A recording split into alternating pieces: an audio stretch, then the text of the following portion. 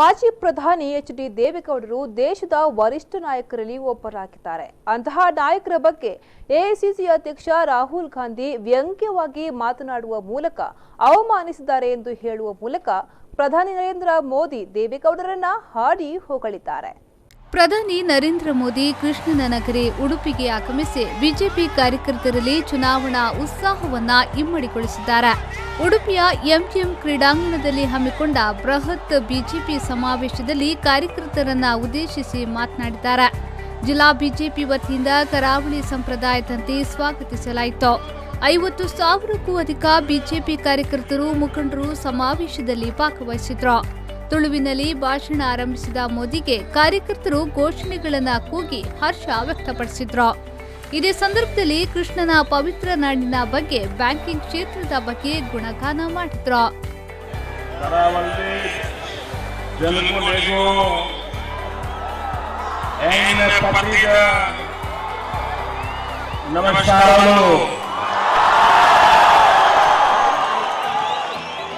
ಕರಾವಳಿಯ ಮಹಾಜನತೆಗೆ ನನ್ನ ಪ್ರೀತಿಯ ನಮಸ್ಕಾರಗಳು. ಇದು ಭಕ್ತ ಕನಕದಾಸರಿಗೆ ಭಗವಾನ್ ಶ್ರೀಕೃಷ್ಣ ದರ್ಶನ ನೀಡಿ ಪುಣ್ಯ ಭೂಮಿ ಋಷಿ ಪರಶುರಾಮ ಸೃಷ್ಟಿ ಮಧ್ವಾಚಾರ್ಯ ತಪೋಭೂಮಿ ಅಷ್ಟಮರ್ಯತಿ ಪರಂಪರೆಗೆ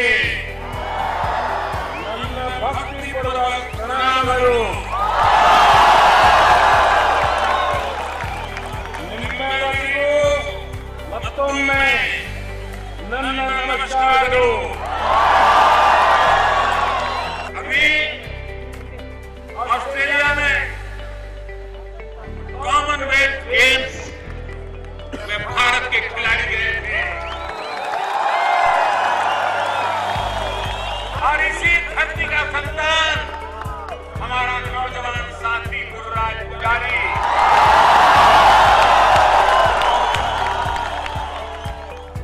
ಮಹಾತ್ಮ ಗಾಂಧಿ ಕನಸು ರಾಮರಾಜ್ಯ ಇದೀಗ ಕರ್ನಾಟಕದಲ್ಲಿ ಕಾಂಗ್ರೆಸ್ ಸರ್ಕಾರವನ್ನ ಕಿತ್ತೊಗೆಯುವ ಮೂಲಕ ಆ ಕನಸು ನನಸು ಮಾಡಿ ಮಹಾತ್ಮ ಗಾಂಧಿಯವರ ಆಶೀರ್ವಾದ ನಿಮ್ಮ ಮೇಲಿರುತ್ತದೆ ಎಂದು ಹೇಳಿದ ಮೋದಿ ರಾಜ್ಯ ಸರ್ಕಾರದ ವಿರುದ್ಧ ಟೀಕಾ ಪ್ರಹಾರ ಮಾಡಿದ್ರು. ಕಾಂಗ್ರೆಸ್ ಸರ್ಕಾರ ರಾಜ್ಯದಲ್ಲಿ ಮರ್ಡರ್ ರಾಜಕಾರಣ ಮಾಡುತ್ತಿದೆ, ಅಪರಾಧಿಗಳಿಗೆ ರಕ್ಷಣೆ ನೀಡುತ್ತಿದೆ. ಇಂತಹ ಸರ್ಕಾರ ಕರ್ನಾಟಕದಿಂದ ಮುಕ್ತ ಆಗಬೇಕು. ಮರಳು ಮಾಫಿಯಾದ ಹಿಂದೆ ರಾಜ್ಯ ಸರ್ಕಾರದ ಕೈವಾಡವಿದ್ದು ನಿಮಗೆ ಉತ್ತಮ ಅವಕಾಶ ಸಿಕ್ಕಿದೆ. ಈ ಬಾರಿ ಬಿಜೆಪಿಗೆ ಮತ ಹಾಕಿ ಸರ್ಕಾರವನ್ನ ಬದಲಿಸಿ ಅಂತ ಕರೆ ನೀಡಿದ್ರು. ಮಾತ್ರವಲ್ಲದೆ ರಾಹುಲ್ ಹಾಗೂ ಕಾಂಗ್ರೆಸ್ ವಿರುದ್ಧನೂ ವಾಗ್ದಾಳಿ ನಡೆಸಿದ್ರು. कर्नाटक की जनता का जिम्मा है महात्मा गांधी का सपना पूरा करने का. महात्मा गांधी का आखिरी सपना था, उनके जीवन की इच्छा थी कि कांग्रेस को बिखेर दो.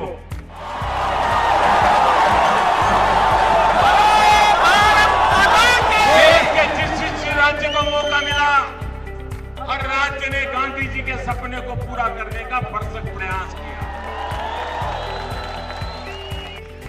जहां भी लोगों को मौका मिला है पिछले 4 साल में कांग्रेस को अब बारी किसकी है? अब कर्नाटका की बारी है. ये कर्नाटका को देश की इच्छा पूरी करने का सौभाग्य मिला है और कर्नाटका में खेल पूरा हो गया तो फिर तो साहब गांधी जी के आशीर्वाद आप ही पर आए. ಉಡುಪಿಗೆ ಆಗಮಿಸಿದ ಪ್ರಧಾನಿ ಮಠಕ್ಕೆ ಭೇಟಿ ನೀಡಬಹುದು ಎಂಬ ಕುತೂಹಲ ಎಲ್ಲರಲ್ಲಿ ಇತ್ತು. ಆದರೆ ಚುನಾವಣಾ ನೀತಿಯ ಸಂಹಿತೆಯ ಕಾರಣ ಮುಂದೊಂದು ದಿನ ಮಠಕ್ಕೆ ಬರುವುದಾಗಿ ಹೇಳಿ ಉಡುಪಿಯಿಂದ ಪ್ರಧಾನಿ ನಿರ್ಗಮಿಸಿದ್ರು. 1 ಗಂಟೆಗಳ ಕಾಲ ಉಡುಪಿಯಲ್ಲಿದ್ದ ಮೋದಿಯ ಮ್ಯಾಜಿಕ್ ಚುನಾವಣೆಯಲ್ಲಿ ಎಷ್ಟರ ಮಟ್ಟಿಗೆ ಸಫಲ ಆಗುತ್ತೆ ಎಂಬುದನ್ನು ಕಾದು ನೋಡಬೇಕಾಗಿದೆ. ಪಲ್ಲವಿ ಸಂತೋಷ್, ವಿ4 ನ್ಯೂಸ್ 24/7 ಉಡುಪಿ.